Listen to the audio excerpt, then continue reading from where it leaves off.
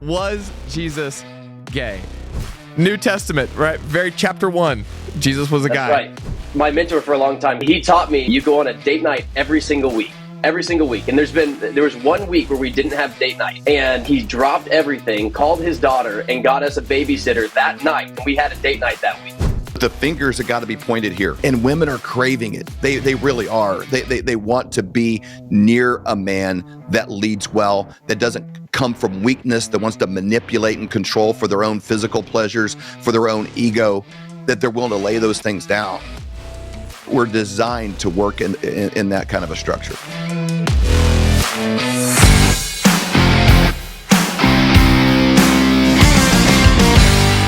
And welcome to the Alpha Dad Show. I am your host, Colton Whited, along with my host, Mr. Andrew Blumer. And we are two dads pursuing being alphas in a world that is pushing us to be betas. And we are on a mission to inspire 10,000 other dads to join us on this vision of becoming alphas ourselves. Mr. Blumer, welcome to episode 1 of Alpha Dad Show. Thank you for joining us.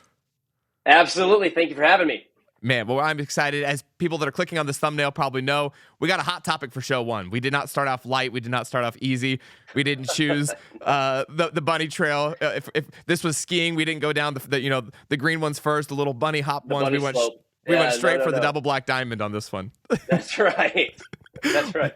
Was Jesus gay? And in pursuit of this, as we were researching this, we talked a couple weeks ago, Andrew, about this. I remember even mentioning like, hey, like this is what I think we should cover. And we were going back and forth, and you were talking about it with your wife, and she's like, "Oh man, I don't know. That's a little." Yeah, we were talking about it at dinner, and I was like, "Hey, I think the first show is going to be called Was Jesus Gay?" And she's like, "Whoa, hold up." Borderline Whoa. Blasphemous.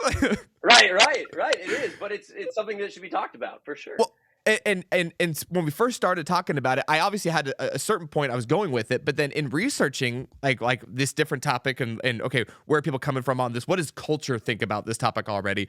Man, I was actually surprised. Probably like 3% of the population of the content out there, people were like, yes, he was gay, he was trans, he was gender fluid, he was all these things, and they're transforming Jesus into this thing. I don't think that's the normal. I don't think that's what most people are thinking. But there's a percentage of the population out there that's like, yes, Jesus was gay, he was gender fluid, and it's shocking. It was shocking to me.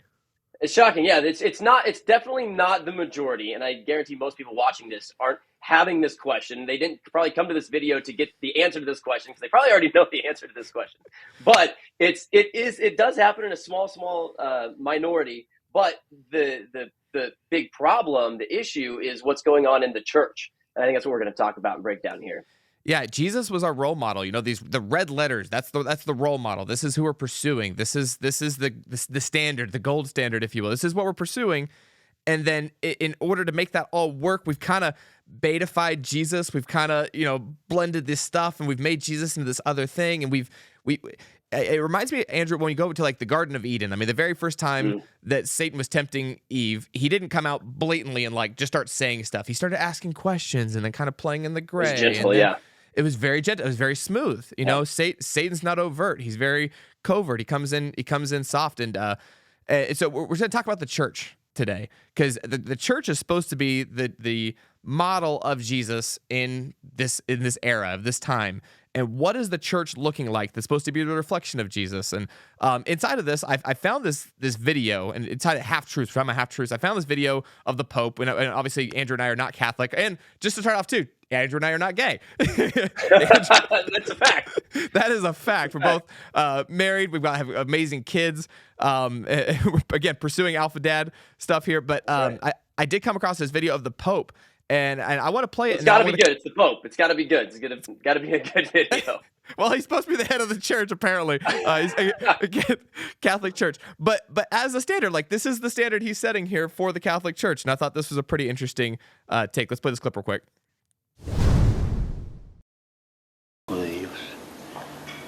Y Dios nos quiere como estamos y con la fuerza que luchamos cada uno por nuestra dignidad. El ser homosexual no es un delito. No es un delito. Sí, pero es pecado. Bueno, primero, distingamos pecado por delito. Pero también es pecado la falta de caridad con el prójimo. ¿Y vos cómo andás? Cada hombre y cada mujer tiene que tener una ventana en su vida donde pueda volcar su esperanza y donde pueda ver la dignidad de Dios. Y ser homosexual no es un delito, es una condición humana. So if you're sitting there and you're like, wait a second, I don't understand a word that guy's saying. There was translations on the screen, but one of the shocking things to me. So he starts out and he's talking about, being homosexual is not a crime. Being homosexual is not a crime, which is true. Andrew, is being homosexual a crime in the United States of America? Definitely is not a crime. It's encouraged, actually. It's most of the time encouraged, but it's definitely not a crime. And so he starts out with the truth, and then, people need dignity. Is that true, Andrew? Do people need dignity? Oh, absolutely. People definitely need dignity, 100%. And then it goes into, we need a window in order to see God. This is true. I think people need to be able to be like, no matter where they're starting from, no matter what the starting place is, they need to be able to see God and be able to experience him. But then he comes into, again, he repeats, homosexuality is not a crime. It's a human condition. And then that really brings up the point are people born gay? Is there a born gay versus not born gay? And then inside of that, it's like skin color or these other things. Is this the way that you're born? Is this the way that you are? Is this how God made us? And the Pope just affirmed it is a human condition. Andrew, what are your thoughts on that? Is being gay a human condition? No. Well, man is sinful. Man is born sinful. But that doesn't mean it's okay or it's good or it's acceptable or we should just live with it and accept it and bring it in and say, you know what, that's totally fine.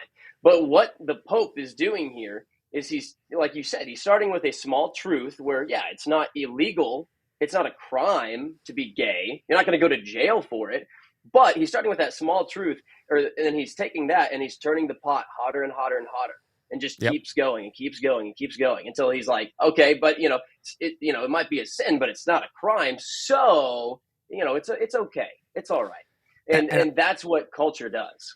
It does. That's what Satan does at the end of the day. We're in the world here. And I think, there's a blueprint all the way back to Genesis here of how does Satan operate? Satan does not come out blatant. When he was tempting Jesus, he didn't come out blatant. He didn't come out. He didn't come out strong, with like, hey, do this right away. He came out and it was like soft. Hey, did they really say? And starts asking questions and in a questioning format. And so it's just baked in with these half truths. And what happens is, at first you tolerate it. At first you're like, hey, that's a thing. You might start out against it and then you kind of tolerate. And then eventually you have to accept it. And acceptance is kind of a phase that the LGBTQ movement has pushed the church through. And the church is like, okay, we accept it. Okay, hey, come to church. It's all good. But it's not just ending with accepting, and I know I'm kind of bouncing out of order here. But Avery, can you show my screen here on this Andy Stanley thing? Andy Stanley, he has a video, and we'll play it here in a second as well. But Andy Stanley came out and made an interesting stance on the LGBTQ movement that we're going to be accepting. We're going to be accepting of LGBTQ, and his video we're going to play here in a second that's pretty interesting. But inside of his acceptance, accepting was no longer strong enough. And when you're working with the world, when you're working with Satan, it never is. Like, they're going to always push you to the next step and to the next step and to the next step and to the next step. Accepting is not far enough. And here's the word that people keep coming back to, and it's affirming. It's not just accepting, it's affirming. If you just accept, it's not far enough. And so they had this unconditional contradiction thing. This was in, I think this was USA Today or The Atlantic, one of those two. But Atlanta area pastor has said he affirms a New Testament sexual ethic, but his words and deeds have muddled that message. And I saw another post by somebody else, and I just want to put this in here. Either stand with the marginalized community and fully affirm us, or stay out of the conversation. Don't offer half-assed sentiments and ploys whilst maintaining toxic views of us. We deserve better than this, and this follow-up sermon was not the PR. What we're about to show, I think, is too far already. The accepting is too far. I think, if you first tolerate, and then you accept, and then you have to affirm, this is the process. This is the road that they want you to go down. Satan doesn't need everybody to be Satan worshipers. He just kind of like this small acceptance of half-truths.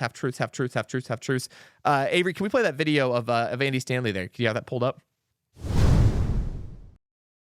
Who still wants to attend church after the way the church has treated the gay community? I'm telling you, they have more faith than I do. They have more faith than a lot of you. Gay men and women who grew up in church, and the gay men and women who've come to faith in Christ as adults, who want to participate in our church. Oh my goodness. I know 1 Corinthians 6, and I know Leviticus, and I know Romans 1. It's so interesting to talk about all that stuff. But just, oh my goodness, a gay man or woman who wants to worship their Heavenly Father, and they still love God, we have some things to learn from a group of men and women who love Jesus that much and who want to worship with us. And I know the verses. I know the clobber passages. Andrew, here's a little fun fact about Colton here. I actually grew up at an Andy Stanley church. And Did you? I did. It was an Andy Stanley church Really? plant. Yeah. That's wild. He would zoom in every day before Zoom was a thing and pop on this big screen in front of us, and that was the message of the week. So he was the pastor. And man, this guy is like got so much wisdom and so much clarity, and he runs this amazing podcast on like business leadership and stuff. But here's kind of this path I'm talking about. You know, it's the tolerate and then accept. So he's gone down the path from tolerate into accept. And again, I don't know who put the devil horns on him. It was a great video because it kind of cut it up really nicely to put the. It wasn't us. We didn't put the devil horns on him. I did not put the devil horns on him. I'm not sure where he stands on a lot of that, but. From an LGBTQ perspective, he went down from tolerate into accept. We're going to accept these people, you know, as they are. They're gay. We're going to accept. And then the next step is to affirm. And he refused to affirm, but he accepted. And, you know, I think that put him in a bad spot because the people that are on our side of this, you know, this viewpoint here, this worldview of like, hey, we don't tolerate. Like I don't tolerate sin because the moment you tolerate, you're going to have to accept. And the moment you accept, you have to affirm. Right. And he refused to affirm. He's on the accept line, but he refused to affirm. And that is just never far enough inside of the LGBTQ movement. They're going to keep throwing rocks. Yeah. And I don't know. He's almost like putting the gay community, the gay people above non-gay people by saying like, hey, look at them. They're an example. They're like what we should, instead of like pointing towards Christ, he's saying they live in sin and they know about it and they're aware of it, but they're still worshiping God. Like he's literally like putting them on a pedestal instead of having like a conflict and saying, hey, this is something that it says in the Bible that you shouldn't do. And instead of ignoring it or just accepting it and promoting it and working on it and fixing it and helping people that are in the situation to come out of what their sin and everything, instead of doing that, he's taking it and he's promoting it and saying, look at them. They're what they're doing is great, and we should use it as an example. It's pretty crazy. It's what's happening. The crazy thing is, there's a lot of people that go to his church. You know, there's a lot of people who are listening to it, and there's a lot of people who go to the church for the first time, and they don't have any other experiences, and this is what they're hearing. And that's like the sad part is, you know, if your neighbor goes, you know what, I'm gonna do it. I'm gonna go to church. I'm gonna learn about God, and then they go and they hear this. It's kind of discouraging, and it's crazy kind of what's going on out there right now. It takes the example off of Jesus, off the gospel of who Jesus really was, off of the red letters like we started the show with, and it makes it about something different. And you and I were talking. One of the reasons we started the show is we're looking at like, okay, I'm a dad to a son. You're a dad to a son. You know, we both have sons, and we're like, okay, we're raising these young men. You know, they're very young at this point. We both have actually, interestingly enough, Andrew and I's sons are only 2 days apart. So they're both 2 years old right now, 2.5 years old. And so they're very young men, but we're kind of like setting things example. We're setting up these standards, and we're like, okay, what does it look like to raise a young man in the church? And what does this look like? And, we're talking about worship songs. And I remember we're talking about, like if someone comes to church, like I love worship songs. I was, played on worship teams in high school and stuff. This is a song. It's a song by Carrie Job. If you just listen to it, musically, it's a really cool song. It's great. But as a man sitting in a church and it's a sing along, type thing, they got the words bouncing on the screen and you're following along. And then they come up with, here's a chorus for you. I want to sit at your feet, drink from the cup in your hand, lay back against you and breathe, feel your heartbeat. This love is so deep, it's more than I can stand. I melt in your peace. It's overwhelming. And Andrew, have you ever related to another man in this context? Have you ever wanted to lay your head up against another man and just breathe and feel his heartbeat? I don't no, I don't even know if I've ever related to my wife at this level. Like this is I've never wanted to sit next to anybody's feet. Like, have you ever seen feet? And like drinking from somebody else's cup and laying against it's like really detailed. And you're again, if you're a man who's never been to church before, or maybe you do go to church and you're standing next to other men singing about another man and you're saying these words, like, I would feel super uncomfortable. Yeah. and it's so common though in the church, songs like this. It's crazy. I mean, I'd say it's at least a quarter, maybe half of the songs that come up. I'm listening to them and I'm like, I'm singing along with this. I'm kind of like coming into agreement with these things. And some of the songs are great. We both have lions on our shirt. This is Alpha Dad shows. We got the lion. Got to have the lion on there. And some of these songs come out and they're like, Lion of Judah, and they're awesome. They got the great beats and the great drums. Yeah. And I'm not saying every song has to be a rock song or something. I'm not saying every song has to have massive flexing and stuff. But there's some great hymns out there. Great hymns. Great stuff. But the amount of feminized songs that, as a man, that you're sitting there, you're like, man, this is really hard. I don't relate to Jesus. I don't relate to other people like this. It's really hard sitting there. And I think as a church, holding to a standard of what does masculinity look like, holding to a standard. I grew up going to private Christian school, and it was a great Christian school, Presbyterian school. The amount of kids I went to school with that have now come out as LGBTQ is shocking to me. I mean, I consistently see these big coming out posts on Facebook. I went to ministry school 2 years. I went to Bethel School of Supernatural Ministry out in California. It was a great experience. I loved my time there. The amount of people that have come out of ministry school that are now LGBTQ friendly, not only affirming, but a lot of them that are actually LGBTQ themselves. They identify. They say, I am. They have the big coming out post. You can see it coming a mile away, all rainbowed up. And you're like, dang. That's right. It's these little half-truths that they come into agreement with, and they just spin down these little rabbit holes, and then it goes from accept and tolerate, or tolerate to accept, and to affirm. And it's really hard to watch, really hard to see all that. Yeah. And I mean, not only are people coming out of private Christian high schools or even colleges, but now you're seeing more and more that there's professors, teachers, coaches that work at Christian organizations, and they are like 100%. Not only are they accepting or affirming, they are gay. There are lesbian. There in Tulsa, there's a school where there's a lesbian coach, and at a Christian school, and it's absolutely insane. But it's gone even further than that. And then for some reason, Christians are shocked that that's going on. But it's so deeply rooted in the schools and in the colleges. It's gone really, really far. And to say anything contradictory makes you, homophobic. It makes you afraid of it. And I'm like, I'm not afraid of it. I just hold a certain moral standard that is separate from it. And if people, I'm very libertarian personally, socially libertarian. I'm like, man, people should be allowed to do what they need to do. My point is the church. My point is the people that say they follow Jesus. My point is that we have to hold a line of a standard, and I feel like that line just keeps getting muddled and grayed, and there's half truths baked in, and then they, ask these subtle questions you have to agree with. It makes it really hard. But at the end of the day, Jesus was not gay. Jesus was born male. Matthew 1:23 you got here. Strong work ethic. Go ahead, Andrew. Yeah, so let me pull it if I can see it here. Yeah, so it says, behold, the virgin shall be with child and bear a son, and they shall call his name Emmanuel, which is translated God with us. So he was indeed a man. For the 3% that say he wasn't a man, we don't know his gender. It was gender fluid. He had questions about it in the Bible. It's in there. New Testament, right? Very chapter 1. Jesus was a guy. Right. Yep, he was a guy. It's in there. It's in the Bible. We can verify. I like you put here, he had strong work ethic. His dad was a carpenter. I think anytime you're in those trades, you got the strong masculine hands. I think that's an important piece here. He worked with his hands. Yeah, and he didn't. I guarantee Jesus did not work a 40-hour work week either. He wasn't like showing up, clocking in at 9, and then leaving at 5, and then worried about overtime. Do you think he worked less than 40 hours? Do you think he? No, absolutely not. He was a carpenter, which, I mean, back then, you think about the tools that they had, probably a lot less efficient than the tools they have now.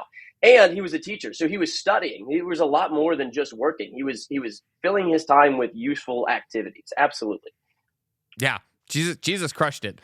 And there's videos that kind of play this and stuff. But I think Jesus would have had a spirit of excellence with everything that he brought, with his dad being a carpenter, the way that he was. We're going to get into a whole bunch of other topics throughout the next several weeks of this show with Alpha Dad here. But we're going to kind of hit, today's faith. We're going to go through finances. We're going to go through family. We're going to hit all kinds of topics in every sphere that it means to be an alpha dad and all the roles that it is to be a man. And I just want to take one quick second and just say this show is brought to you by mypillow.com. Use promo code DAD, D-A-D. Andrew, I can't believe we have promo code DAD. Is that crazy or what? We've got promo code DAD. That's right. Yep. They got Now, do you have to be a dad to use promo code DAD? Or can anyone use promo code DAD? That's a good question. I think if you know a dad, if you are a dad, if you have a dad, if you're related to a dad, if you have a dad, that's right. then I think you're allowed to use this promo code. But promo code DAD gets you up to 80% off of everything at mypillow.com. Speaking of alphas, I would say Mike Lindell is definitely an alpha. He's got the alpha dad mustache going on. Strong stash game. And Absolutely. He stood for something. He's a very courageous person. He stood in the face of persecution. He's like, hey, these elections were stolen. We're going to melt down the machines and turn them into prison bars. And he stood for something in the face of losing all kinds of his wealth. He stood for something, but it's the modern day Jesus flipping over the tables. He turning the machines into bars. He was weaving the whip. Is what he was doing. That's it. But they have incredible products over there at mypillow.com. Best slippers ever. Promo code DAD. Go get something for your dad in your life. Call them out as the alpha that they are, and get them some new slippers. If you got an alpha dog, not just an alpha dad, but an alpha dog, go get them alpha dog dog bed. That's right. With mypillow.com, and get up to 80% off. Use promo code DAD. DAD. Mypillow.com. Use promo code DAD. Andrew, in your opinion, why did we create the Alpha Dad Show? Why are we doing this? We're up, early on a Saturday morning. Why did we make this show? Yeah, I think the core of the reason is because there's such a attack on masculinity from like a feminism or the feminist side. There's an attack on masculinity, but the problem is that there's been a really strong counterattack from the opposition, the other side, which is how to be a masculine man. And the problem is that the men who are giving the example of how to be a masculine man, maybe they're not using the Bible or any sort of moral standards or, what God has taught us on when they're teaching people how to be a man. And so there's kind of both sides. There's the extreme feminist side, and then there's the extreme masculine side where, it's glorified to have multiple women in your life. And it's a good thing that people get their value from how many followers you have and different things like that. And I think there's just an extreme confusion on masculinity and what it is and where to find the truth. Like where is that maybe not middle ground, but where's the truth at? Where's the truth? You hear so much from this side and you hear so much from this side. And we're here to break down the truth and to break down the F7 goals that Clay Clark talks about, and to basically to help people to live a great life as a dad, as a man, and how to do that. Today on the Alpha Dad Show, we have a very special guest. Andrew, I'm pretty pumped about this one. I'm excited. I'm very excited. Are you ready? Are you feeling the flow? Feeling the flow. We're about to be feeling the flow. We're going to be feeling the flow. I'm really excited. We have an entrepreneur. We have a husband. We have a father. He's been multiple different businesses, always been a very successful entrepreneur. He's been married to the same woman now for over 30 years, come up on 31 years consecutively to the same person.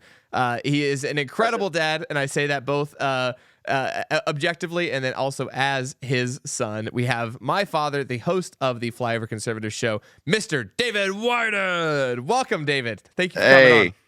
It's an honor to be here. I'm really pumped about what you guys are doing. And when you guys first shared the idea of it, I thought, man, this is phenomenal. Just because there's not enough of this kind of messaging out there. And I know that you guys are like crushing life individually in your own lives, and then which is goal number one. You got to do your own life well, and then marriage, do that well, and then as a dad, do that well. And you guys are checking all those boxes, so much so that you're pouring into your generation. It's very encouraging, to be honest with you.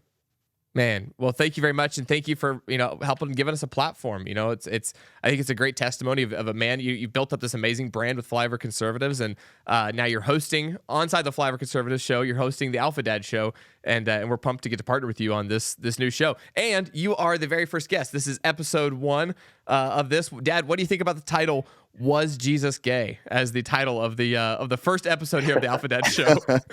Well, I'm glad we chose a nice kind of softball, kind of question topic, something just kind of easy to on ramp. You're trying to appeal to a large audience and please everybody.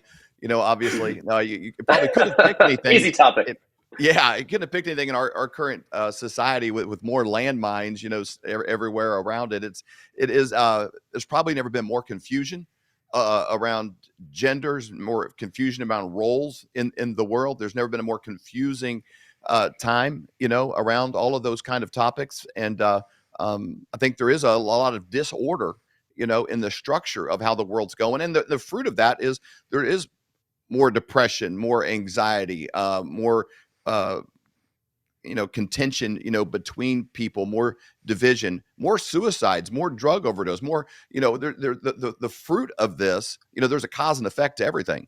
And, if you stay up too late, you're tired the next day. It's just a cause and effect. So I think because of all this confusion and because of all this tension, there is a lot of, anxiety in the world. People can feel it. It's tangible. Man, that's a really good point. The theme of the last couple of years here is this question: what is a woman? And it came out because the Supreme Court justice, said there's not really an answer, and there was a lot of vague to it. And like, what is a woman? And now you can't call them breastfeeders anymore; they're chest feeders. And there's all this, like you said, there's a lot of question about all this. But we're starting Alpha Dad show here, so we're gonna flip the question here. It's not what is a woman, but what does it mean to be a man? Starting off the Alpha Dad show, like, what is a man? What does it mean? We got the dad here, we got the alpha here, we got all these different questions. We're going to be wrestling all these different things. I think there's a lot to go through here, but what does it mean, in your opinion, David White, to be a man? Well, I think first and foremost, it demands leadership. We're in a really unique moment that no one's ever been before. Before, say, the last few minutes of human history, where you don't have to cut wood all summer to heat your house in the winter. Just pretty much anybody. The bar's pretty low of what you have to be producing in this world. You can walk over to the thermostat and just I'm at 1 degree warmer. Like Pharaoh didn't have that kind of ability. Kings of England, like the Chinese dynasties, they didn't have that kind of power. Indoor plumbing, electricity, the ability to. Like, we have to go find ways to exercise. You have to go find a treadmill. Like, go to the 1600s and try to explain. We have a machine to help us walk. And they'd be like, well, why don't you walk? Well, because actually you don't have to move a lot in our world. So we have to find a way to actually burn calories. Otherwise we get too fat. Right. And throughout history, it was very rare you'd have the ability to get fat because your expenditure of effort compared to the calories you could afford, and you couldn't store things. There's no refrigeration. So, everything about existing, was hard and a challenge, and only the strong survived. If you didn't work, you didn't eat. If you didn't, store up in the summer, you starved in the winter. You would freeze to death if you didn't prepare. So historically, that word dad has always had this weight of responsibility. Everybody had roles and they were demanded just simply by the natural process. And I guarantee if we had an EMP or something go off tomorrow, over the next 69 days, it would be the family structure that would be the thing you would bet on for people to survive. You can sort of be, I don't need anybody, I'm my own person. You can kind of give a finger to the world and I don't need anybody. But I guarantee, if all the lights are off and this magical mystery behind everything, like, whoa, how did all this happen?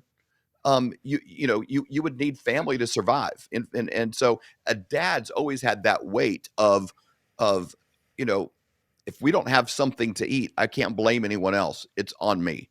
If there's an invader, invading our village or knocking in the door or trying to break into our tent or our cave or whatever, like, it's the dad that's got to be that first line of defense with whatever, weapons they had available, their bare hands or a rock or a bow or, whatever, a knife.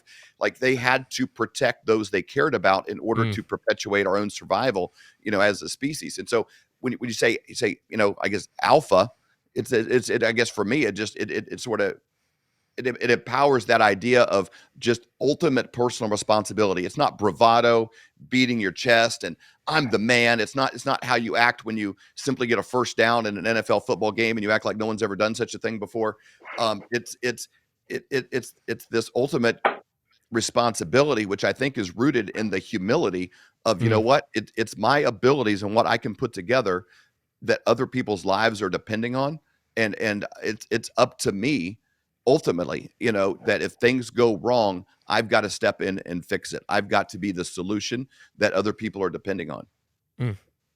That's good. That's great. Yeah. And I think we have come a really, really far, like a long ways away from like it just being standard to be an alpha dad. You know, like you were saying, it was normal to go cut firewood and to go be a man and to go exercise and be strong and all of these things. It was a lot more normal, but it's been attacked. It's been attacked over these past couple of years, and really for a long time, but in almost an extreme way in the past 10 or 20 years. And ultimately, Jesus is the perfect example of masculinity, of being a man, of being an alpha man. And so, but again, it's been attacked, but there's been a counterattack of masculinity. So there's an attack from the feminist side, but there's also attack from the masculine side. So it's almost a battle back and forth between the two. And I think a lot of people are getting their definition of what it is to be an alpha dad or an alpha male or a man, a strong man, from the internet. They're getting it from reels on Instagram. They're getting it from YouTube videos. They're getting it from interviews from men who have no like moral standards, because they are the loudest ones. They're the ones saying this is what it's like to be a man. But that doesn't mean that's biblically based. It doesn't mean that doesn't mean it's they're being like Jesus was when he was here on earth. So my question for you is, where should these men, these young men, any man, where should men be going to find what it is to be an alpha dad, a masculine man, a true man? Where should they be going? Where should they be looking? Well, I mean, ultimately, what you want to be driven back to is a truth that's timeless. That's not based on a trend. That's not based on, oh, this gets a lot of clicks. This is a big movement. You know, it's God's word. Somebody gave me a challenge. I was a young man. I mean, I'm probably like 10, 11, 12. And that was to read one chapter of Proverbs every day, you know, because there's 31 in a month, and, you know, a lot of months have that many days.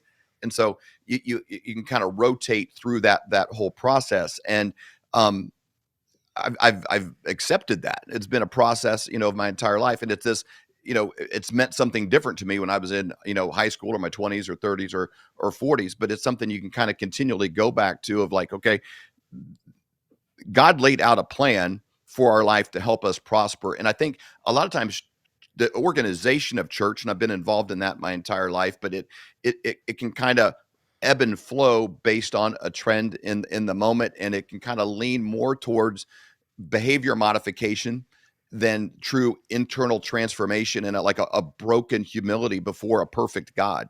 You know, that you know, Jesus's standard was, you know, it wasn't like, no, you don't commit adultery. It's like, if you've even looked at a woman, you've done it in your heart. Like, we need to like be, so it's a standard that you can't meet, but at which points you back the fact that you need salvation. You need to be, you know, as an individual, you know, come back, which is interesting in our world today, because everything is group identity. And how do you identify as groups and organizations? Everything about God is individual. You know, I love my wife. I love my kids, you know, but I'm going to stand before God alone as an individual. David whited by himself. How did I live? How did I serve? And did I repent of my sins? That's the standard. But, you know, church kind of goes towards more of a behavior modification where you can kind of blend in and fit, like, okay, by what I'm not doing, you know, I'm not doing things that are offensive to others. I'm not smoking, or these kind of things become, you know, almost gods, you know, because it's easier to do that sometimes than to have a transformation of your heart on the inside. So when you talk about, you know, what do we use as that guide? The Bible doesn't sway one way or the other. And when you look at the 10 Commandments, it's laid out not for God's pleasure to keep us from fun things. You know, when you look at them in their essence, it's don't steal, don't lie, don't cheat. Well, why? Because if you're living throughout history and all of these civilizations, and you're in a village, you're in a town, you're in a community, and if you can't trust me with your wife, if I break that vow of marriage, you might kill me. Right. If you can't trust my word to do business with me, okay, I'm going to be left outside that circle of trust. You're not going to trade and barter with me. I might starve. You know, I might not be able to trade my cows for your grain or for your, you know, chopped wood, or, you know, like all of these things are for my benefit so I can live the best life possible. And so, you know, it's to protect me from poor decisions. The same way, if you're a dad, you look at your child, like, you don't want them be 2 years old and be playing with fire or a sharp knife because they could get hurt. You want to protect them from those things. You want them to prosper and do well. So the direction's always got to be back to God's word. And it's not just a motivational message on Sunday with 3 points that you can use in your sales meeting on Monday. It should be something that's convicting, that leads you to a brokenness before God of saying, man, you know what? There's a lot of problems in the world, but boy, I've got a bunch myself. And what do I need to the jagged edges of my own heart? I've got to sand off. How can I serve my wife better? How can I serve my children better? That kind of, the best sign of alphaness isn't beating your chest and how many women you've had or your Ferrari. And I'm nothing against Ferraris or anything else. Those are amazing. But this edification of, you mentioned Instagram reels, like all those things good in addition to. But an alpha dad is one who's laying in bed at night thinking, you know what? How can I serve my family better? How can I lead better? How can I make sure that this business that I'm building, that has employees, that I'm meeting payroll, that I'm leading in a way that their jobs are secure in a crazy economic environment. Like, that is the sign of a leader, which is a biblically based leader. And you can't lead better than Jesus himself did. His whole life was geared towards one moment that he knew he was born for, and that was to die for us. Yeah. So I think when you gear back towards the word of God, it's going to kind of always pull you to this place of demanding leadership and personal responsibility, while at the same time a humility and service. Man, that's so good. It's great. Yeah. I have like a two-pronged question here. Growing up, obviously, I grew up with an amazing alpha dad. I'd say you're an incredible dad. You grew up without a great example of a dad in the home. And I think it's great for me because I grew up with a great example in the home of like, what's it look like for a husband to serve his wife and to serve his family? And what does that look like? Growing up without the dad in your home, how did you, coming into like 19, 20, 21, into these, you were a young dad growing up, how did you like pick role models? How did you decide? I remember you talking about, you're like, hey, I'm choosing friends now and I'm cutting out friends in my life not because they're not awesome, not because I don't like them, but because the way that they're talking, the things that they're saying, I know they're going to affect me and I don't want them to affect you. And so how did you kind of pick friends, but also how did you find role models that you were like, I want to be around these people and I want that to be an example? And walk us through a little bit of that process of without growing up with an alpha dad in the home, how did you become an alpha dad? Yeah, not even a beta dad. He just bounced. Yeah, a no dad. And as a man, he was a really great guy. That was smart, had a great brain, had a great vocabulary, had a lot of things going for him. But really, the level of personal responsibility that's required to lead was void of that area of his life. And so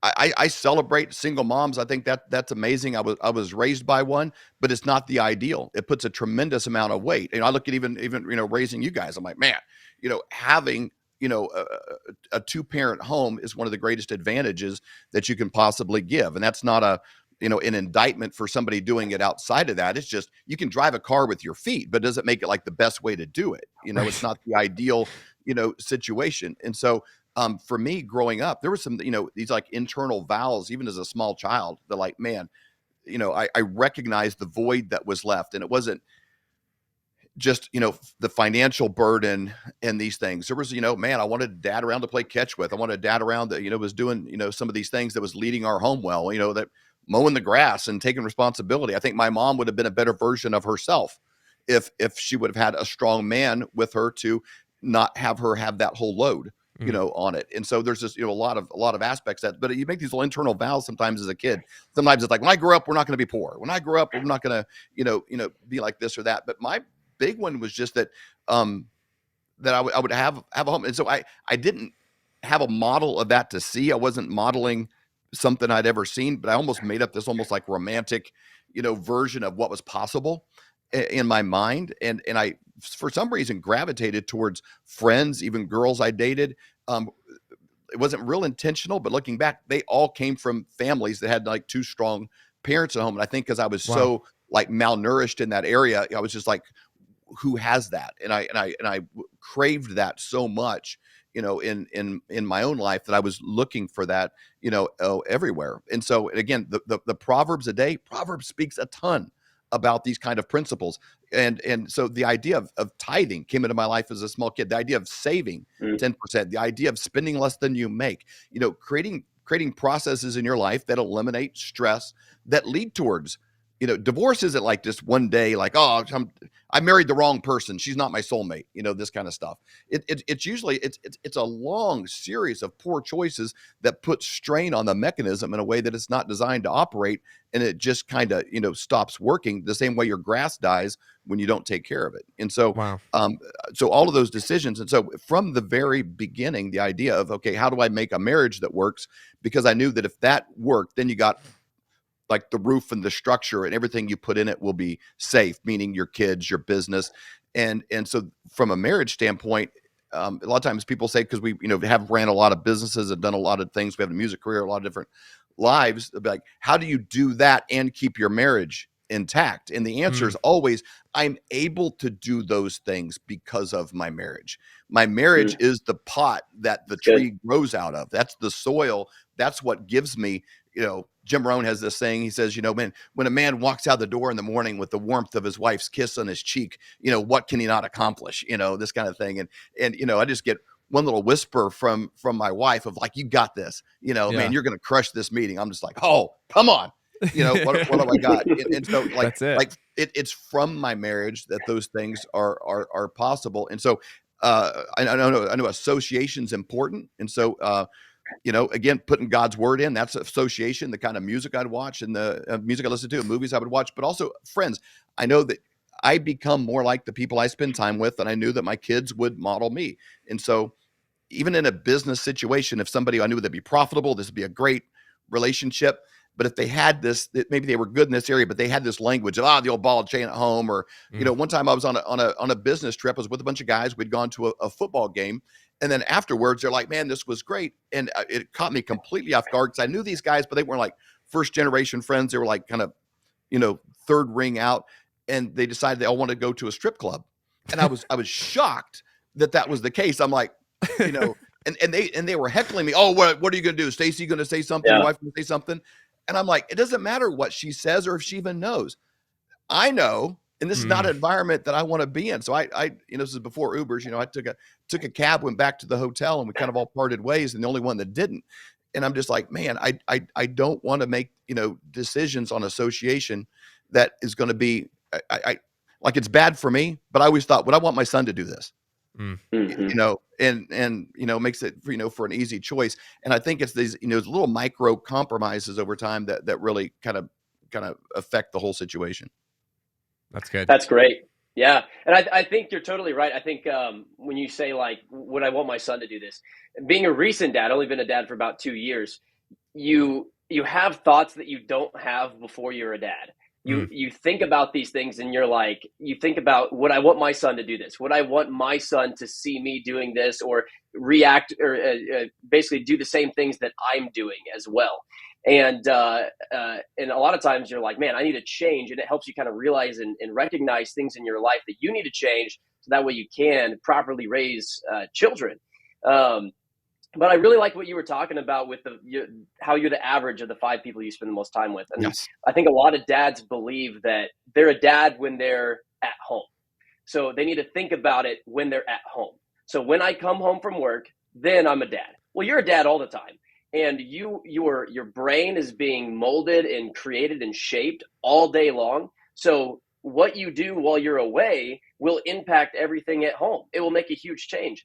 And that was a really good point. I've never really thought about it like that. I've thought about, in a business sense, like, you're the average of the 5 people you spend the most time with, so hang out with successful people. But I've never put the connection there between, like, your son is one of the 5 people you spend the most time with, like, especially as they're being raised. So it just trickles down. So who you spend the most time with, it will affect them. So that's a phenomenal point. I really appreciate that. So what I'm curious about is, like, practical steps and practical things people can do that help to bring how to be a man and how to be a godly man into the home. Like, what are some things that men should be doing in their homes to help to raise godly sons, godly daughters, godly humans in their life, in their own homes? Some practical steps that people can do. That's a good question. When we first got married, I obviously, young and selfish and full of great ideas, and I could easily identify the things that my wife could do better that, things that annoyed me, that if she stopped, then I wouldn't be so irritated and we'd be getting along better. That was, I had a gift for that, of finding flaws. Right. And I think a transformation kind of happened when I sort of realized, the harder I work on me, and again, it kind of goes back to personal responsibility. The Bible demands that. Jesus demands that. God demands that. The book of Proverbs, demands that. If you read it, there's this daily refining of like, okay, the only thing I can really control in this world is David Whited, and that's barely. And so something kind of magical happened. Again, we're going to have our 31st anniversary, and every year's been better, especially after the first 5. This kind of a little rocky because we didn't have the skills. We're passionately in love, but ill-equipped. There's not a lot of classes in school about how to become wealthy. There weren't a lot of classes in school about managing your money. There weren't a lot of classes in school about conflict resolution and how to listen, and work through a topic with another person. So we had to grind those things out and seek other sources. But I would say from a practical standpoint, yes, what's a practical tip? I'd say number one, dads out there, if you look yourself in the mirror and you focus, and let's say you got a circle here, and here's all the problems in the world, and maybe your wife, she's got like all these things over here, and you could list them very accurately, and they're probably true. It's not whether those things are true or not. It's what can I work on that would change our life? What are my weaknesses? What am I falling short in? And the more that I focused on those, she magically got better. The best way to make your wife better is to focus on yourself and say, what can I, and now is that easy? No, it's hard because, man, nobody also can hurt me like she can. Nobody can offend me like she can. Nobody has access to these deepest places, my most vulnerable things, my weaknesses, that something you would say in an argument, that's going to be a zinger. Nobody has that ability. And so it's hard to turn that off in the heat of a moment and say, what did I do? Even if it was only 1% of this whole argument, what did I do that led to this? And I'm going to work on that. What could I do to help make our finances better? What could I get up 15 minutes earlier and read, Proverbs? Could I, what is like asking God, and God will show you, and just make a list, just write at the top of paper. What can I do to be a better man? What can I do to be a better husband? What can I do to be a better, leader in my community? And just ask the Holy Spirit to reveal these things to you. And then if you spend the vast majority of your time for this, you ask for a practical tip. What if I spend the vast majority of my time seeking that out, looking for mentors in those areas, trying to find a book, finding speeches, a TED talk somebody gave on that topic. Like if I pursue that, Proverbs says, if you pursue wisdom the way people pursue silver, if I pursue wisdom, like air for somebody that's being held underwater, if I pursue and value that wisdom in that area that I need to improve in, a lot of things just start falling into place. And I think that's the number one role of a dad. Now, in the past, it would have been, how can I cut wood better? How can I do this? How can I, and we're in a different environment today. So how do I navigate, this interesting place that we're in that other generations didn't have to deal with? But the answers are in God's word. The Holy Spirit reveal it to you, but your focus has got to be, what can you change and transform? Whew. That's great. That's so good. Yeah, exactly. No, the fact is that you and your spouse, if you have a strong relationship together, it makes it so much more easy. It makes it so much easier to raise children in the right way, in the biblical way. And my mentor for a long time, Clay Clark, he taught me a long time ago, you go on a date night every single week. And there was 1 week where we didn't have date night. And he dropped everything, called his daughter, and got us a babysitter that night. And we had a date night that week. Like, we have not skipped a date night. He literally told me I cannot skip a date night. And it's had a huge impact because my life is so much better as a result of having a really solid connection and communication with my spouse. The other thing he told me is every single date night, you have to ask the question, how can I be a better husband?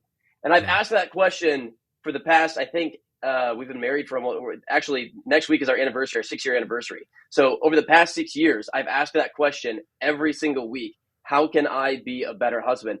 And it's made I can't even describe how big of an impact that's made, because she'll bring stuff up that's damaging our relationship. She'll bring stuff up that's damaging the relationship with our son, like with Lincoln. And she'll say, hey, whenever you come home, it's really important that when he's trying to talk to you, that you're not on your phone. And I'm like, ouch. Like that hurts, Sure. but no one else is going to tell me that if she doesn't tell me that, and she's not going to tell me that if I don't ask her that question. So I really love what you said there, and it really truly is important that you have a strong relationship and connection with your spouse. It's So incredibly important. important. We're getting about our 31st anniversary. I could count on these fingers how many weeks we've missed that we didn't have. It used That's the great. term date. I would just use like this idea of like sanctified time as time set apart Yeah. from anything else. There was times in Mhm. our marriage where, because some people's like, well, I don't have the money or this kind of stuff. It might have just been we put the kids to bed early. But when I Right. say sanctified, like a sanctified means like, it's a dish from your kitchen. You wouldn't use it to like, collect dog poop in the yard with. It's like Mm. Right. it's set Right. apart just for cooking. It's like apart from everything else. Right. So some time that's set apart, that the phone's off, everything else, and it might be, Mhm. playing a board game or doing something, but it's time set apart that's just for you. And you kind of maybe try to protect some of that conversation from work and other things where it's about your relationship. So that's critical. And also this is like a very controversial statement I'm going to make here. We love those, as you can tell. Yeah, apparently mentioning your thumbnail. But I went into it. My highest priority was my marriage, not being a dad. Mm. Mhm. Like if I could only have one thing on my tombstone, it would be like, dude, this guy crushed being a husband. This guy was an amazing husband. Something about that, and he was a pretty good dad. If I had to Yeah. choose it versus flipping it, this was an amazing dad, and he was an okay husband. Like I would not want that, and because I've always felt like, because again, I grew up without a dad. I'm like, if our marriage is strong, even if I drop the ball one day or another on the kid thing, my marriage is forever. It's like the long-term thing. And there's a lot more grace for your parents and what they maybe didn't do perfect with you, if there's that stability and you've got that pillar to come back to. And so, Right. I always treated it like that. Like if I had to drop a ball, the last ball, I'll drop the business ball, I'll drop the dad ball, I'll drop this ball, I might drop the workout ball for a time, I'll drop what, but I'm not going to, I'm going to do my highest priority is keep the marriage ball in the air when I'm juggling, of all the things. And I think that's served to me the best as a dad, ironically, Mhm. is to keep that. Yeah. We're in a world where like, oh, our kids, we got to have them in horseback riding lessons and ballet and French and all this kind of stuff. And I'm like, you need to keep your kids alive, and you need to log a lot of hours with them. And I was Yep. much more interested in logging hours with my kids, having them participate in as many of my already existing activities than I Right. was having them in a whole bunch of, stupid stuff being trained by somebody not named David Whited. That's Wanted right. them around me a lot. And then my marriage was the highest priority. Man, Love that's it. good. That's so I good. love that. That's so good. We should, It's so good. you're the doctor so good. You're the so good David Whited. You do think in terms a lot of paradigms, and like here's the way you look at this. Here's the lens. It's the if you ever seen National Treasure, he's got like the red and the blue, the Benjamin Franklin glasses, and that's like how he sees the map on the back of the Constitution. Paradigm wise, as we're closing up here, we'll wrap up here with this, but as we're, you got Jim Rohn, you've mentioned him earlier in the show. He says, don't wish it was easier, wish you were better. That's a great paradigm that like you can think through life with. And every time you're like, man, this is so hard. I wish this was easier. Just like flip that. It's an easy flip. And all of a sudden it's like, okay, I wish I was better. If I became better, this would become easier. As an alpha dad, as a dad, thinking through the perspective of fatherhood. And I think you might have nailed it there with the spouse part there, but paradigms to think through. What would be kind of the marching orders, or like the mantra, the return back to home base? In what's that movie with Kevin James and Will Smith where he's like, hey, stay at home base, stay at home base. Don't go crazy, don't make the pizza, stay at home base. What's the home base for the paradigm that dad should be thinking through, that man should be thinking through as a husband, father, business owner, as like these different roles that they have? What's the paradigm they should be coming home to? Well, I'd say the paradigm, it's kind of been a theme this whole conversation, but the fingers have got to be pointed here, and somebody can be like, oh, I'm this, and I can curl a bunch of weight. But if you're blank, if you got a problem, if the sink's full of dishes, it's like, well, you know what? I wish she was doing this, or I wish we had a maid, but like, then I need to lead in that area. Then I need to get the dishes. I need to do this. I need to get up earlier. Then like the things in your life. Because here's the deal. It is so hard to control a woman. They're scrappy. They got nails. They bite. It's very hard. These are Controlling facts. a woman is much more like controlling a horse. You can't put a horse in a headlock and make him do what you want. Horses they're too strong, and women are strong, and they work best when you work with them. And you're not like forcing and pushing. It's hard to push a horse, but you can lead a horse well, and they actually thrive when led, when they're working with someone doing the right things. And so the only way that you can lead well in a relationship like that is so much personal responsibility that they feel safe when they're close to you. My wife's grandfather, his name was Keith Mullen. I was so attracted to her family. Her dad, Stacy's dad, was my coach when I was in high school, and just incredible men, in this family. It was a great heritage to kind of come in and draft under. But her grandfather was a horse trader, a horse trainer, and clear into his 70s. He broke a rib in his late 70s, training and breaking a horse. And he had this strength, he had like big, thick fingers, he's just as strong. He's just like physically, even as I wouldn't have messed with him in his 70s. But he had this strength that wasn't scary, that repelled you. He had this strength that the closer you got to him, the safer you felt. And it was because there was no question he would always tell the truth. There was never a question he would,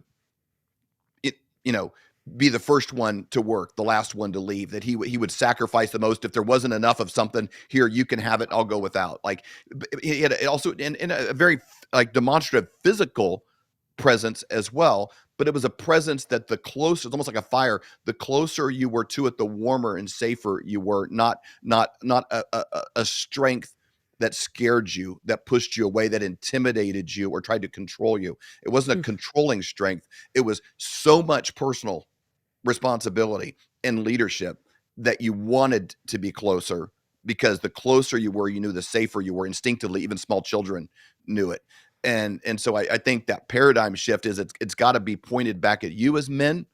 And women are craving it. They really are. They want to be near a man that leads well, that doesn't come from weakness, that wants to manipulate and control for their own physical pleasures, for their own ego, that they're willing to lay those things down to serve. That's Christ-like, that's Keith Mullen-like, and I can guarantee it's Clay Clark-like, and it works. And we're the way a tree leans towards the sun, we're designed to work in that kind of a structure.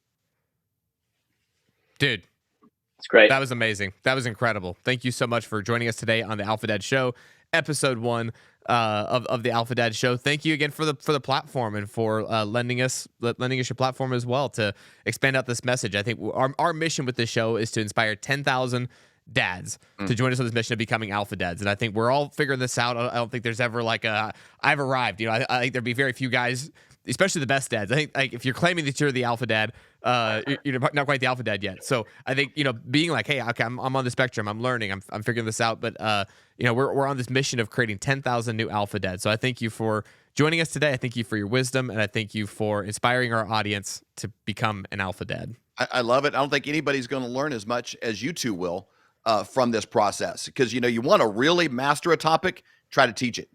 And the research preparation, the guests that you have on, you guys are going to gain so much from that. And I just love the technology we have today, where you can then in turn, redirect this out, and other people can benefit from those conversations as well. So I just applaud you for not just doing the minimums in your own life, but also, being willing to do extra and give back. So I hope people follow this and share it and participate in your own growth as you guys, go through this. It's going to be great to watch.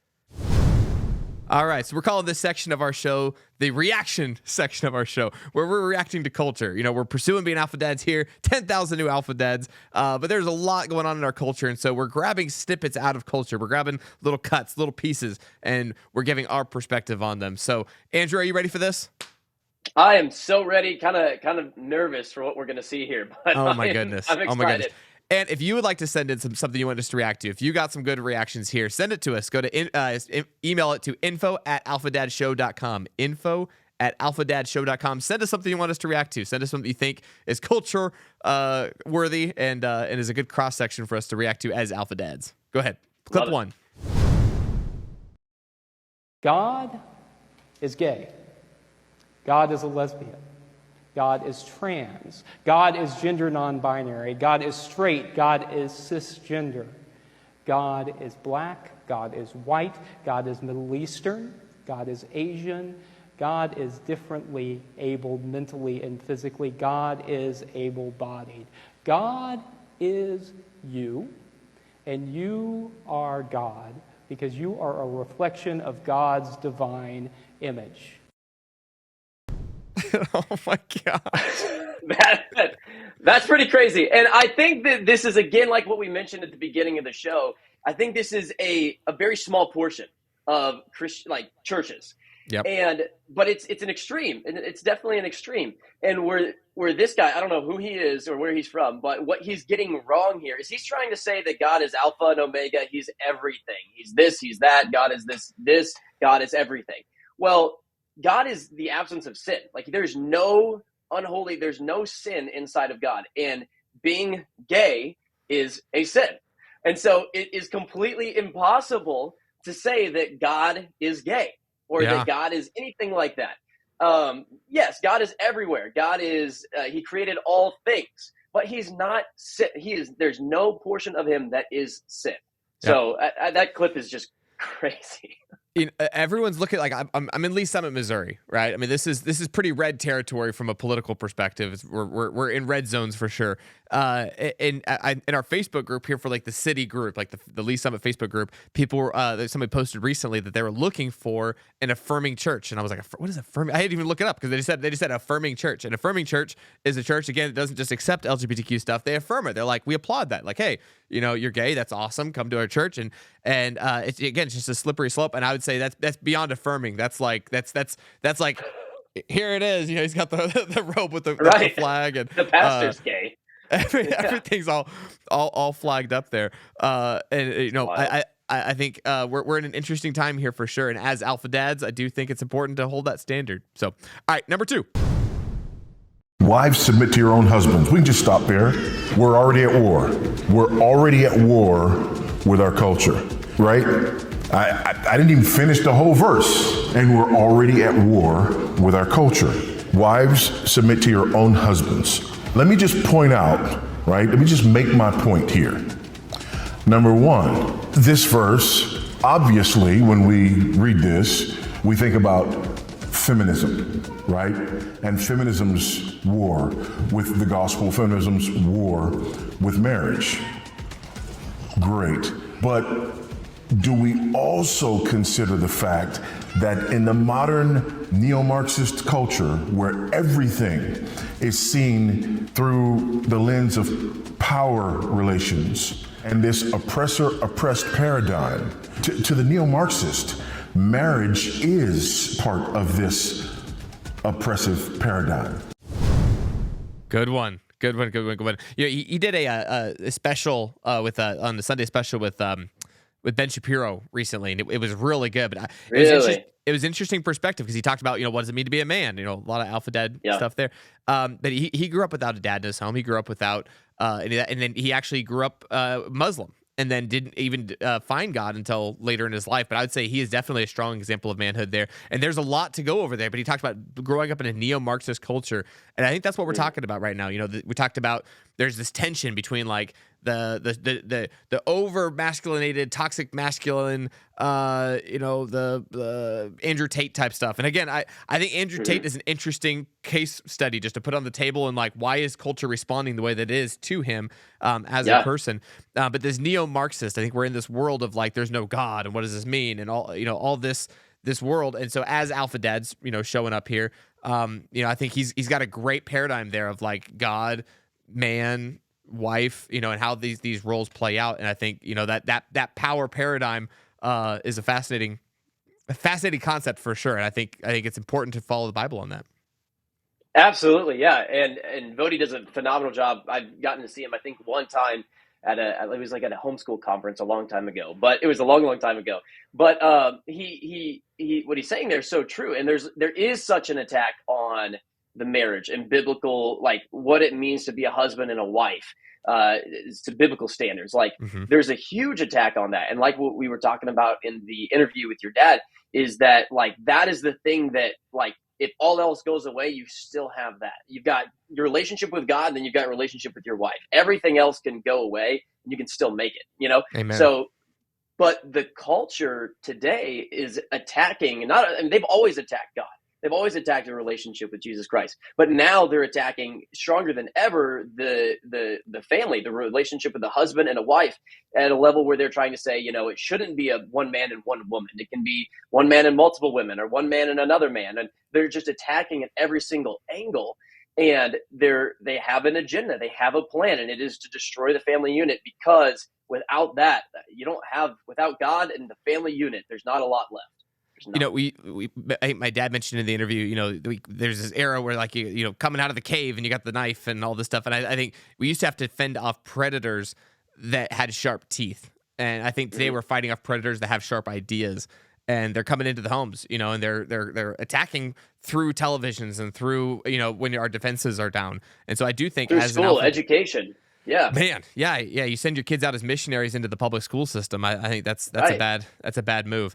It's you know, as being an alpha dad, I think it's our job to protect. I think it's our job to stand against the neo-Marxist culture, and I think that is our role. We're the first line of defense. The first thing when predators come to the door, they should see is the dad there with the knife and some of those things you got behind you over your left shoulder. I think that's an important role.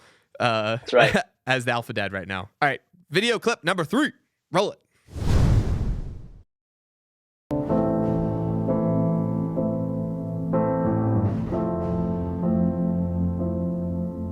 Don't ask me what you know is true.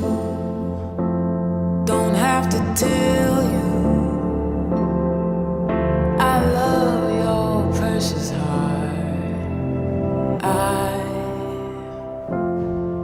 I was standing,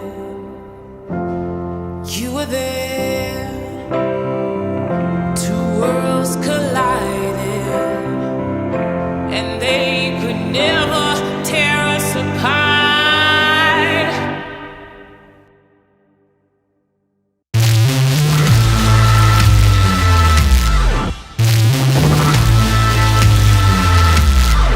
We can live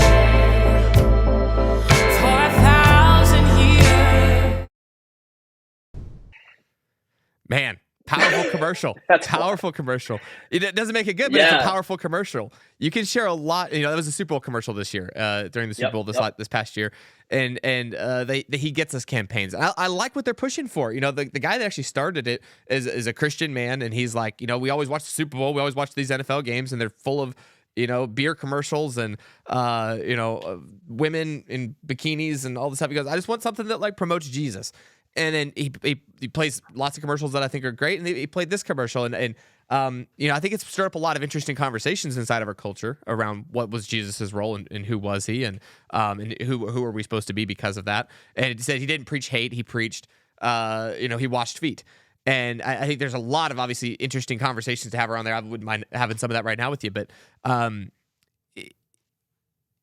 the idea of accepting of the sin versus being with the sinner and loving the sinner, and what does that look like, and how do you you know, maintain a moral standard? Like washing the feet was not accepting of the person's sin. The washing of the feet came after. There's like, hey, the washing of the feet was actually only with the disciples, those that were like in the inner circle. That he's like, hey, you're my guys. I'm, you know, this is us. We're serving each other, and there's this love amongst this group here. But at the end of the day, when he was talking about like who he was with, I've heard people like he was with tax collectors, he was with prostitutes, he was with these people, but he didn't like, hey, you're doing a great job. He said, hey, go and sin no more. You know, hey, I love you, and there's the new standard. And I think at the end of the day, he doesn't just accept the sin, he doesn't tolerate the sin. He loves the sinner and doesn't tolerate the sin. We've like again that spectrum of like, you know, you're tolerate it, then you accept it, then you affirm it. You know, he didn't even tolerate the sin. He's like, no, that's not acceptable. But I love you and I see you, and you have a God that loves you and pursues you like a great dad should. But I don't accept it, and I don't affirm it. And I think that's where this message is getting muddled, and there's this gray area. And I think that's where Satan's able to come in and whisper these little lies that take people off course. What are your thoughts, Andrew? Yeah, no, I 100% agree. It's a warm to hot. The cooking the frog really, really slow. And we start off with something like this, and it's, music plays a strong role in commercials or in just really anything in life. If you listen to a song, so there's music. This commercial plays like emotional scenes, different like high intense times, like emotions. Like there's scenes of riots going on. There's scenes of all these different things. So it's like a high emotion thing. And then I agree 100% with what you said. It's not bad to spend time like Jesus did with the tax collector, with the prostitute, but he was setting an example for them. He was telling them, hey, here's what you've done, and that's okay. I forgive you, and here's where you need to go now. Versus hey, what you're doing is great. I encourage it. You should keep doing it. We should all just get along, put our differences aside, and just spend more time together. That's not what he was doing. He was saying, hey, here, he was providing an example through himself for other people. And I do think that, maybe he had good intentions of making this commercial. I don't really know too much about the person or the organization to put the commercial together, but it is more and more of what today's culture is, of accept it. And then it just slowly moves on to affirm. And then the extreme side, which sometimes we see quite frequently, is that an attack. It almost goes acceptance, affirming, and then attack, where if you don't agree with it, then you get canceled. Then you get called names. Then you get like all of this other stuff starts happening. It's like the extreme side. And it definitely happens. People do attack the people who don't accept and affirm gay people. And it's just not the way it should be. And it's happening inside the church. It's happening on religious websites and organizations like the one that might have put this commercial together. I don't know if they're attacking people, but they're putting out content that is starting here, and then it just will slowly but surely go to all the way to the other side. Gosh, so true, so true. You and I both are mentored by a guy named Clay Clark. He's a business coach out of Tulsa, Oklahoma. You guys can go to thrivetimeshow.com to check out his business coaching. I think we're going to be going through some of his books, and we got all kinds of big plans here. But Clay Clark as a business coach, let me just ask you this: Clay Clark as a business coach, not that being a bad business person is a sin, but as an analogy here, as we're comparing these two, if someone has like a bad Google map, or their website isn't set up properly, or their stuff isn't bad, like does Clay just accept it as it is and love them as they are and just say, hey, this is totally great? Is that in their best interest as a business owner for him just to be like, hey, I love you as you are, I accept you as you are, hey, pay me the money, that's totally fine, and I'll just accept you the way that you are? Is that what a good business coach would do, or how would Clay handle that? Yeah, no, absolutely not. You would be unloving if you did that. If you took somebody and said, hey, I understand that you have this idea, and I understand that what you believe that is completely contrary to the facts, because maybe the fact is, this is how you grow a business, but you believe this. It's contrary to the fact, and you strongly believe it. And just because of that, I'm gonna support you. I'm gonna back you and say, keep doing it. Go for it. You should do that. If he did that, then it would be such a negative thing. It would have to be out of hate, because you are harming somebody more than you are helping them. The helpful and the loving thing to do would be to say, hey, I get it, what you're doing and what you're trying and what you think and what you believe, but this is what's correct. That is incorrect. This is what is correct. And if you follow the correct path, the straight and narrow, if you go down this path here, whether it's business or whether it's, the Bible and Jesus Christ, whatever it is, if you do go down this narrow path, you'll have much more success in the area that you're going down. It would be like if a personal trainer was at a gym and their client was like doing tricep pull downs, but was like using their back and injuring themselves with too much weight and like harming themselves. It would be so unloving of them to say, I'm just going to let them keep doing that. You know what? I don't want to offend them. I don't want to start any hate. I don't want to do anything like that. So I'm going to let them keep doing that and end up completely destroying their body. Now, the loving thing to do would be to go over there and say, hey, You're doing a great job. That's more weight than I can even do. Let's go ahead and bring the weight down a little bit and get some good form here and do it right. That's good. That's the loving thing to do. But and most people think that's hateful. And the world's coming in, not just saying that's hateful. They're like, who are you to even say? Who are you to say I shouldn't be able to lift this with my back? Who are you to say? And when things are objectively true, they're objectively true. There is a such thing as truth, and there is such thing as lies. And the truth is, at the end of the day, touching dead bodies hurts you. That's why it says, don't touch dead bodies. He didn't explain all the germ theory and everything else and how all these things work. He just said, hey, don't touch dead bodies. Not a good idea. Hey, don't steal. Don't kill. These are bad ideas. They're objectively bad ideas. And so in that commercial, when it says he washed their feet, he's not accepting of the idea. He was loving the person and rejecting the ideas that they were holding on to so tightly, not just so that they were rejected and they were left with an empty hand, but so that their hands were empty and ready to receive something better. And I think that's what the He Gets Us campaign, they were so close. I mean, I think they were really powerful commercials, and it's like just a little small tweak. They'd have been much better. So anyway, thank you so much for joining us, ladies and gentlemen, mostly gentlemen, I'm sure, but thank you guys for joining us today. Again, this show is brought to you by mypillow.com. Use promo code DAD, D-A-D, to show the dads in your life, the men in your life, that they are alphas. Tell them they're an alpha and give them a great pillow so that they can wake up the next morning roaring like a lion and ready to take on the day. Dad, promo code DAD, D-A-D. Thank you guys so much, and we will see you next week on the Alpha Dad Show.